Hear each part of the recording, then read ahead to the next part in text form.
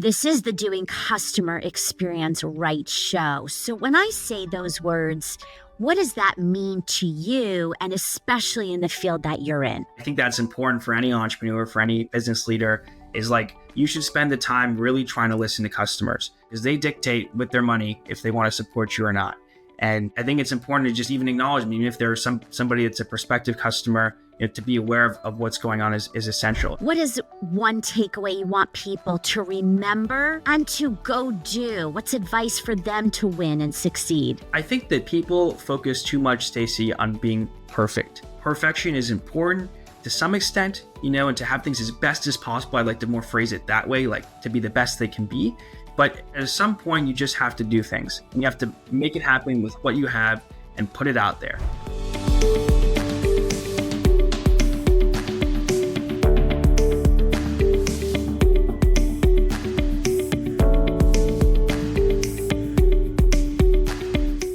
Hello, Ben. Welcome to the DoingCXRight show.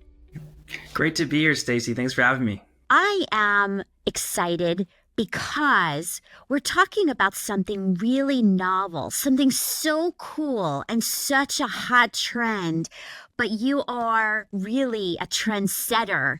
And I'm looking forward to people hearing exactly why I say that and what they can learn from you. But before then, tell a little bit about who are you? What do you do professionally? Sure. So right now I'm making shoes with artificial intelligence that people can wear. And it's a breakthrough product we produced here that's the first of its kind commercially available AI design slide. So it's a shoe that AI has made majority of it, not a human being anymore. The whole thing is fully 3D printed, made out of plastic, but it's designed to be soft and scanned to fit your feet perfectly. We use your phone camera and we 3D print it to your exact measurements off of a scan. You just stick a piece of paper next to your foot and we get your info and print it to that. So it's a bit of a different product. I've been fortunate to partner with some amazing people on this, including the founder of the legendary, shoe company Reebok, Joe Foster himself, and Kevin Harrington, who was on Shark Tank for the first couple of seasons, as well as so many other great people. So I've been doing that, but started a couple different business ideas after college, and this is the one that I'm doing at this time. Wow, where do I begin? That is just a lot to unpack. Before we do, I want people to know you. And what would be a fun fact that people might not know from any time in your life? That's a good question. So at 13 years old, my family decided to move across the entire country from Arizona to Florida. And that was quite a time because it was my first year in high school when we switched over. So I had to make all new friends and be in an entirely different environment. I'm not sure too many people know that of that experience, but it helped shape me as a person. When you have to go and put yourself out there a bit more when you're young, you start to develop a lot of great skills and confidence. And I think that was a great experience. It is. Absolutely. And I could see the invisible thread of that experience into who you are today. So talking about experience, Ben, this is the Doing Customer Experience Right show. So when I say those words, what does that mean to you, and especially in the field that you're in? Yeah, it means a lot because we have quite a different type of product, and that comes with a very unique customer experience. We have an experience that it's not like you just go to checkout and buy something and it's just all of a sudden shipped to you when you put your address in. You have to scan your feet. Now we can do this where you could just put your size in and we ship it to you like normal, but a lot of people want to get their feet scanned and get an exact perfect fit. So we've had to figure out how to make that as simple as possible. And so luckily we've got a great partner with our factory, Zellerfeld, that every single one of these shoes that people get, there's a customer wallet that's created, a sneaker wallet. And the scan is done pretty simply through another partner called Volumental, that every single one of them, you can use a normal piece of 8x11 paper, put it next to your foot and scan your feet. And it happens within a couple minutes. I was just actually at an event that a friend of mine did called the Celebrity Poker Tour. And it's a bunch of different famous people playing poker together, these leading personalities. And one of the individuals there, Waka Flocka, the rapper who's had a lot of hit rap songs, he was like really fascinated by the idea and said, I want to get one right now. And I'd love to be able to have my feet scanned. So we did it right there on the spot. We found a piece of paper just hanging around, scanned his feet. And it was a very fast experience, a couple minutes, but he was fascinated by it, as were a lot of other people, because it's something that's just very different. And a lot of people want to get the perfect type of fit. And so if you can create amazing technology and stuff that's really different and bring it to people in a very simple way that's not so complicated, but gets them excited about trying something new, I think that's the best way to have a great customer experience. Now, you're talking about hyper personalization, which is different than customization. What is the difference in your mind, and why does it matter? Well, I think it's really important to give people the opportunity to express themselves in any way they want. So, we've seen a lot of standardization today, and like it's super important to have that so we can scale products and have them be produced for the masses, which is how these brands anyways get big. But right now, like we're seeing a lot of people want to stand out, and especially with Gen Z and younger generations, they want to have their own identity, and a way to express themselves to have that is through the things they wear. It's probably one of the best ways. And so we're seeing lots of different types of fashion emerge. And footwear is a category that some of the best sellers today are 50 years old. These are shoes that have been around for a long time, and there's nothing wrong with that. I think that's amazing. But I think there needs to be a great level of personalization applied that the younger audiences want. And so customization is important, and that's cool. But the personalization here of like people getting their feet scanned and it's going to fit them specifically, you're getting a one-of-one version product. And we've seen one-of-one with limited editions and stuff like that, but this is really one-of-one personalized exactly for you. And we've seen personalization in the jewelry space do really well with, all those necklaces with somebody's name. And we've seen a lot of other areas. I think we'll see more of that when it comes to footwear and to other types of fashion, but this is just the start of a personalized experience here, more than just a personalized, name on a product. Yeah. A lot of people are claiming that they're doing customer experience right. They're claiming that they're personalizing the experiences, but in fact, they're not really doing that. So, how do you actually do it right? What does that mean to you, right, in differentiating and really meeting customer needs, not your needs, their needs? Yeah, I think it's always like about prioritizing what I think you start with like, what do you think the customer really needs? And then once you put something out there, you see what the customer really needs, but you have to have some sort of direction you start with initially. And so that's what we began with over here, where every single one of our shoes, we thought, what if AI can make a shoe? I think that'd be something really, really custom and very different. And we put it out there. And now we're seeing, based on the requests that we have, is like, we've gotten so many requests. I have a bunion on my foot. Can you make a custom shoe for me for that? And someone else sends us a request. I'm missing a toe. Can you make a custom fit shoe for me over there? And then someone else is reaching out to us. Well, what could we do? That's more ergonomic for people that have developed different foot issues. How can we prevent things like that? There's got to be ways we can design a shoe custom to them that maybe gets rid of orthotics. And so the needs kind of arise from a customer experience standpoint later on sometimes, but you have to put something out there and kind of get the direction of where these things can come in, and then you can figure out what's next and what you want to build after. So we've been fortunate to get a lot of different people all around the world sending us requests and information and insights into what they think, and I think that will help shape what we do next. But there's clearly a lot of interest in personalized products, and when you have a good customer experience that's available for people, it's not too complicated but gives them something different, these are the types of things that emerge. I want to highlight something very important that you said, which is you are really taking feedback, and you said globally, using the feedback to drive your strategies and to constantly improve. And so many brands either ignore the feedback, they don't want the feedback. I don't know what it is, but that's a really important thing I want to highlight that you're doing right. And how are you keeping track of the feedback? Because there sounds like there's a lot of it. Yeah, it can be difficult at times to stay on top of all the feedback. I mean, we've been fortunate to get a lot of feedback, but I'm personally going through it. And I think that's important for any entrepreneur, for any business leader, is like you should spend the time really trying to listen to customers because they dictate with their money if they want to support you or not. And I think it's important to just even acknowledge, even if there's somebody that's a prospective customer, to be aware of what's going on is essential. And so I'm spending the time reading these things and trying to make sure we respond to everybody who sends a request in or sends some sort of information inquiry to us. And so that's a great way to just make sure that you're aware of what's happening. You've got your finger on the pulse. And I think it will help shape, our CX experience down the line, with the things we want to create. If we know that people are really interested in a certain area, we've gotten a lot of requests from them, that's something that will probably maybe sway more towards. But we also will shape trends in our own way. I want to highlight another thing you said, which is important in doing CX right. And that is you're not just reading the feedback, you're responding. And people notice that. They talk about that. And I love that you brought that up.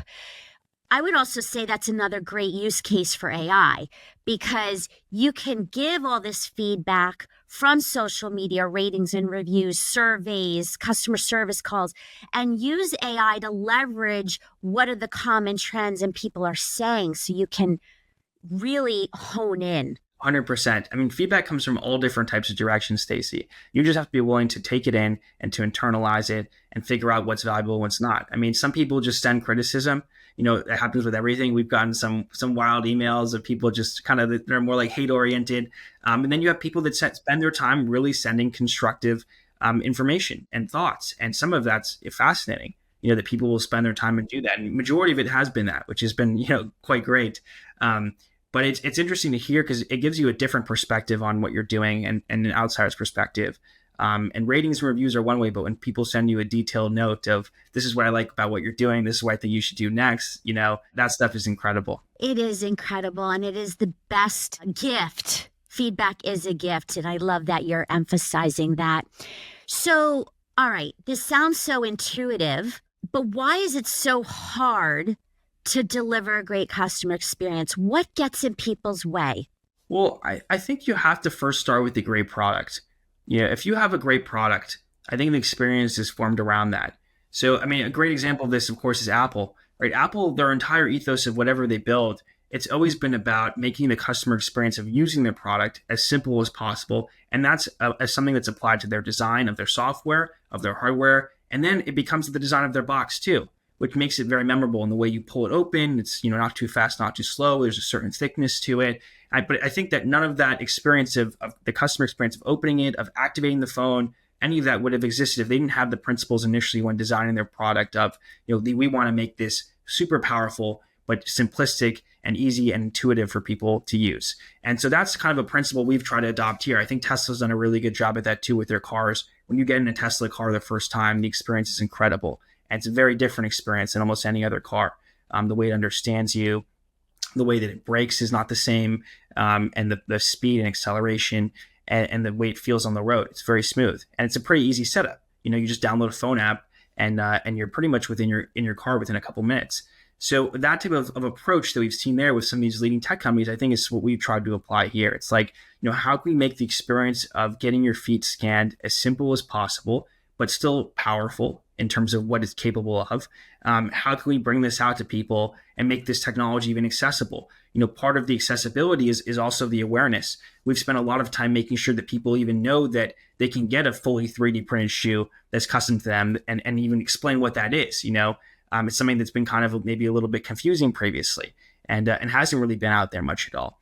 And the way that you make that simple is through messaging. It's through really clear messaging and through a design of your website and of all your information that just specifically talks about the points of value for people. And then the rest of it, the packaging, the way this comes out to people, it all becomes much simpler from there. So we focus on a product up approach. Yeah, and I think a challenge in that regard companies face is that they're working in such silos that you can have a great product, but when there's a problem or some feedback comes in and people are pointing to other departments to go fix it or take the ball and run with it, and then they don't focus inward so that everybody's accountable and consistent and delivering excellence, that to me gets really in the way. Yeah, I mean, that also could happen with bigger corporations just because there's so many moving parts.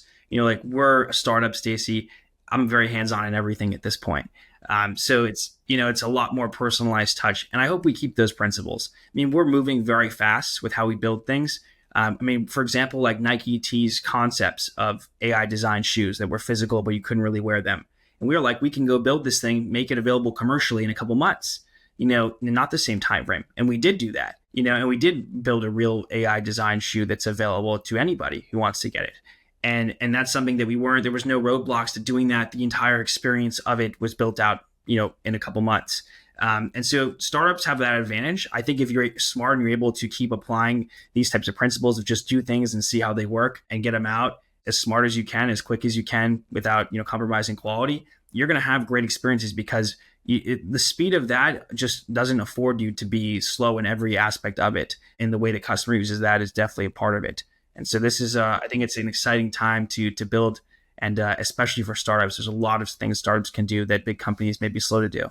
Yeah, I do think speed to market is a competitive advantage. At the same time, when I worked at a telecom company in new product development in their IoT space, I do remember that the product managers had a deadline for launch, and they would sacrifice quality over speed because they had the deadline. But here I would come in and say, and my team would say, listen, let's validate with real customers before we go to market that it's really meeting their needs.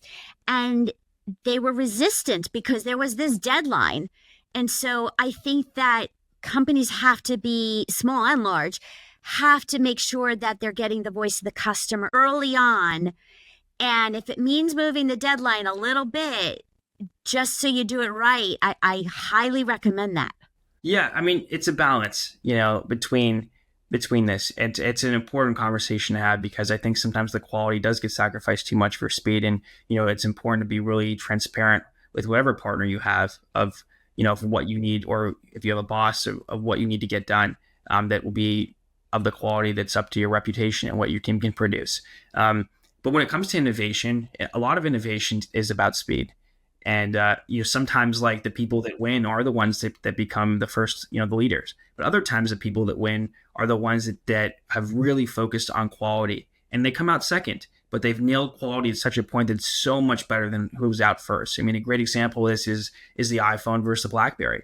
BlackBerry was so dominant, but the iPhone waited, and the quality was just so much better. And they took a bet in a direction that most people, were unsure of, with a full touchscreen. That was very different, not having the keyboard. The keyboard was essential. So sometimes it just depends on a case-by-case scenario. I think for what we're doing currently, an AI-designed, commercially available shoe, just needs to come out. And it had to have happened. And we knew what we could do speed-wise. We even tried to go faster than what we did by like a month and a half or so, which I think we could have done. But, everyone wanted to align things a little bit more. And I think we're just happy with the result, that it's been on the front page of USA Today and picked up in the New York Post, and we were on Fox Business, and Inc. Magazine did a piece, Entrepreneur, and it's been amazing to see the reaction. And people just want fresh and exciting things that aren't stuck in the concept phase, that are real things that they can get now. Concepts are cool. You see flying cars, you see all these amazing concepts. We got to bring it to people now, and that's what they exactly want to have. Yeah, now you just said everybody, and I want to make this clear how important everybody is. It doesn't have to be necessarily direct employees in a company. You're working with partners. You have a whole ecosystem to bring this to life. And that's really important when it comes to customer experience, and everybody singing to the same song sheet, because if not, and you have those siloed approaches, even with your partners, it doesn't work.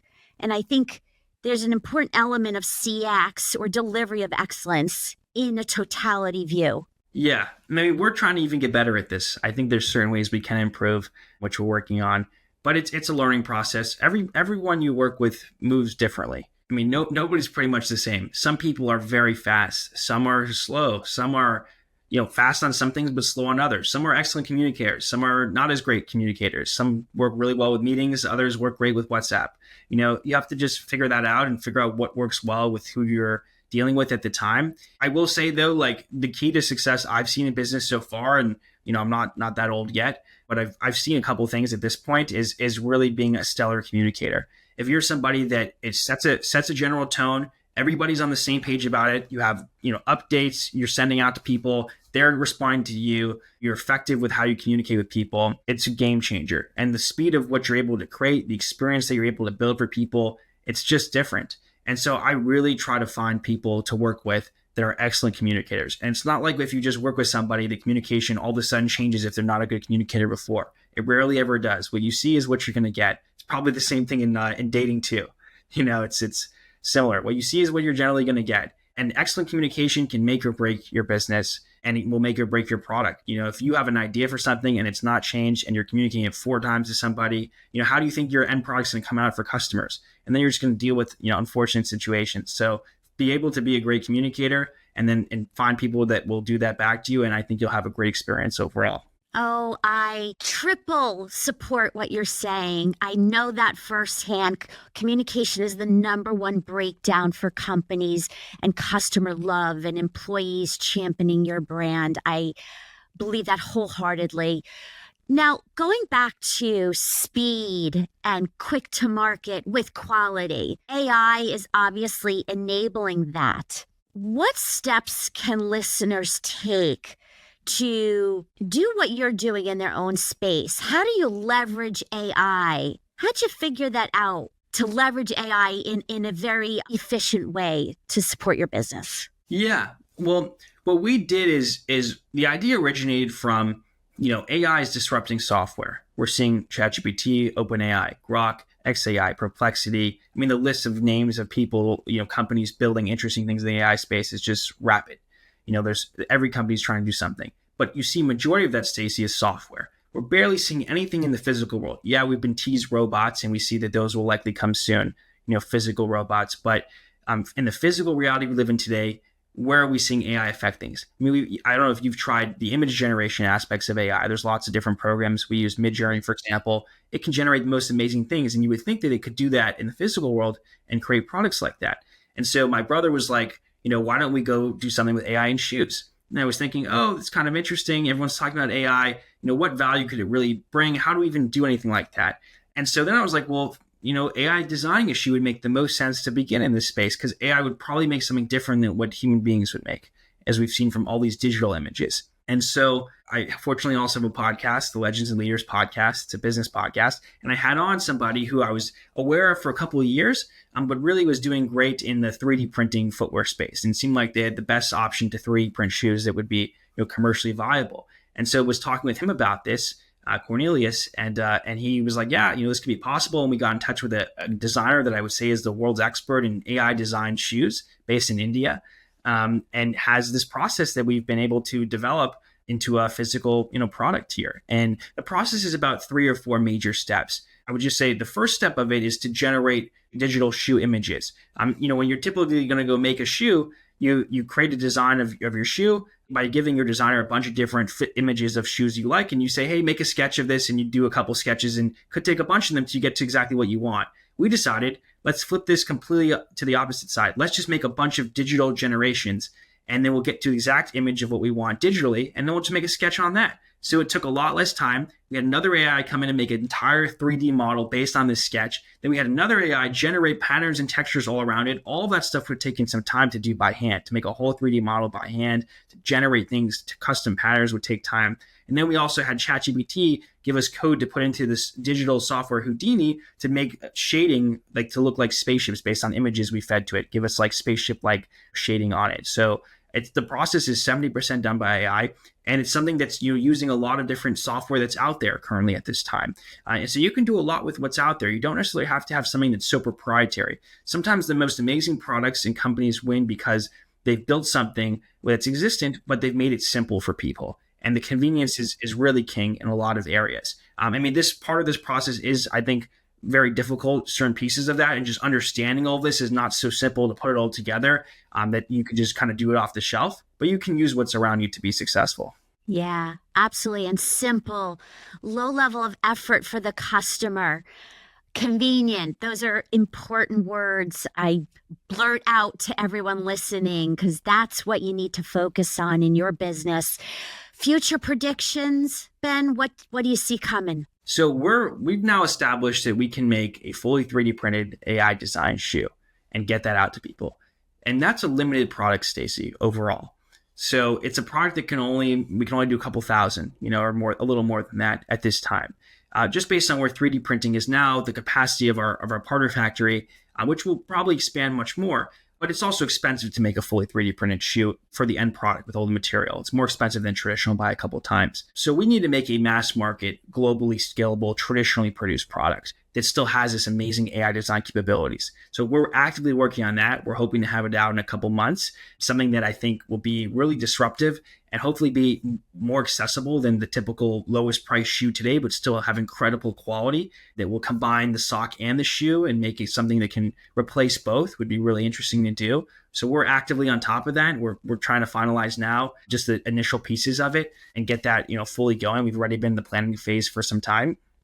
And I think that's going to be something really disruptive because we have not seen anything AI design in this category hit retail, really become something a part of people's lives every single day. And that's what I think we can do here.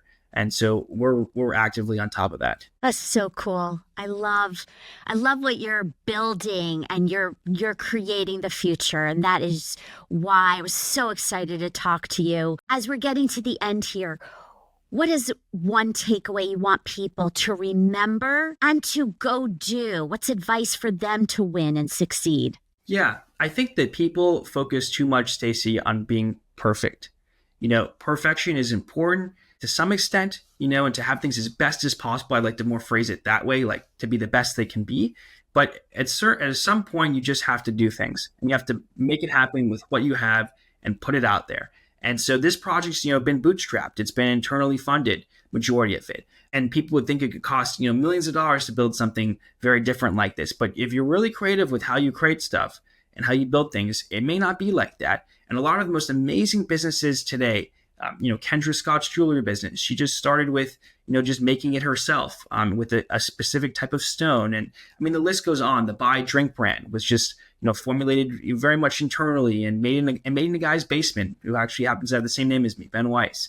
But these things, a lot of these amazing things start off very small, but there's somebody with a big vision and they just get going. And the product may not be perfect. You have to just get going and make something happen with the resources that you have, put it out there. And I think you'll be way further along than just contemplating doing the idea, trying to raise venture capital, trying to bring more outsourced funds in. Because I've learned from the experience of trying all these different things that you just need to build stuff and then see what people think and then build the next thing and just keep going from there. And you're going to get way further along that path than just contemplating and waiting on other people. Mm. And leadership advice, the best that you've received or given. I would just say that having somebody who's more experienced than you in the exact category that you want to be in, that advises you, that joins your board, isn't really something that's incredible. I mean, I've been fortunate to have, three. I mean, I've more than that even, but three really, pretty prominent advisors. Part of my company. I put some time into trying to get them on board, to try to convince them to be on board. But to have somebody like Joe Foster, who's a living legend in the footwear space, who wrote a book on his life on creating Reebok and taking it to the #1 best-selling shoe brand in the world. His book's called Shoemaker. It's a great read. To have him on board and to give me advice, and I've met with him over 100 times at this point, probably even more than that. All the time he's giving advice. He's given some amazing advice that we've built into our product. He talked about how whenever you have an innovation, you really want it to be a viz tech. You want it to be visible to the consumer. You may have an amazing foam that you have on your shoe, but if it's not visible to people, they'll never know, and it may not stand out from a marketing standpoint.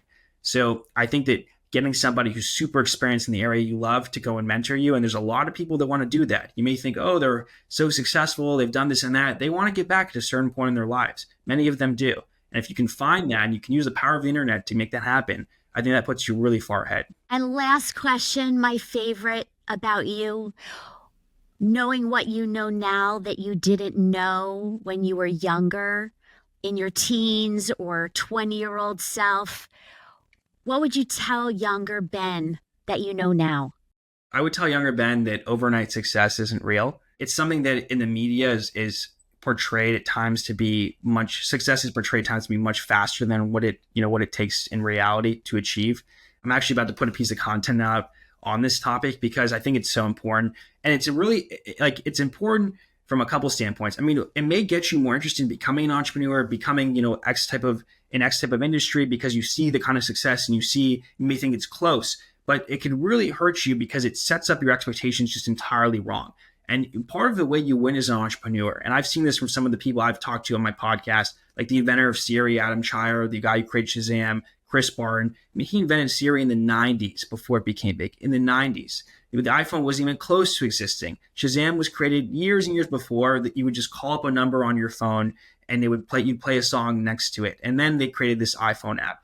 And a lot of these, amazing inventions and creations took years to become really successful. It doesn't mean it's like that all the time, but you need to be really aware of how long it takes. So you can, when you start building, you don't have in your mind that, it's going to be a couple of years, and then you structure things that way and you do this and that. You need to take the time to really build correctly and build like it's going to take some time. It may happen faster. It may take longer, but if you don't have the right mindset, it's going to be really hard to stay in the game. And part of the people who win today are maybe not always the smartest. Maybe they're not always the sharpest when it comes to IQ points, but they're able to have endurance and to last longer and to stay in the game longer. And if you're building something for 10 years and you're always trying new things, what are the odds you're not going to have a hit product? You're not going to have some sort of success. But many people quit and they don't stay in the game because they think it happens much quicker than what it does in reality. So I would just say overnight success is something that is not necessarily real, and you have to have the right mindset on how long it will take. And I'm living proof of that, because I'm out of corporate for the first time in my life and building a business and a service business, not necessarily product like yours, but it's the same principles. It really is that it's not overnight. It's a slow build, but passion and resilience and knowing great people. Yes, that helps. Yes. Well, thank you so much for being on my show. And I will have ways for people to reach you in the show notes, and love the conversation, and congratulations to your success and all that's to come. Thanks, Stacy. Great being with you. Thank you.